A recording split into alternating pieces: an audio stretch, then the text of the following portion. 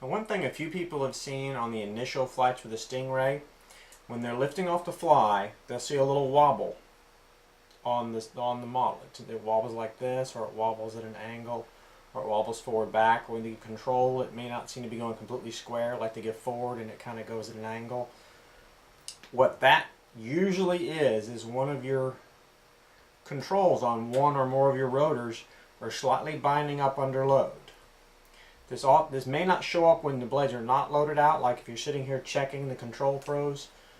They may seem to move fine, nice and smooth, but when you pull out on the blade like in flight, as they pitch, they may tend to bind a little bit. For that, now that you may not have this problem, but you may. If you do, let me give you some quick tips on how to eliminate that binding and get rid of that little hover wobble you may be running into. The area that may be binding on some machines is this area right here.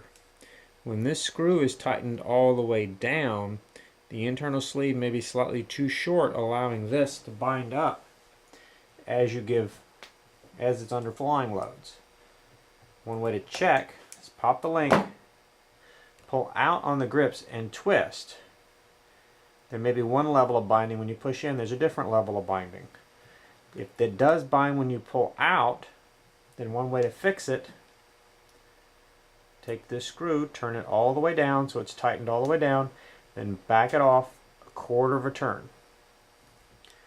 Do that on both of them so it's tightened all the way down, back off a quarter of a turn. Then when you pull, you should feel basically no binding.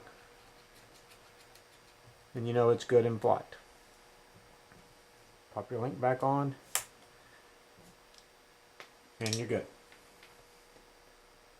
Now another option to leaving these screws slightly a quarter turn loose is to actually shave a little bit off the link, exposing the bushing. We left a little bit of flashing on both sides so you can see where we shaved it off. You only need to shave off about 3/10 of a millimeter.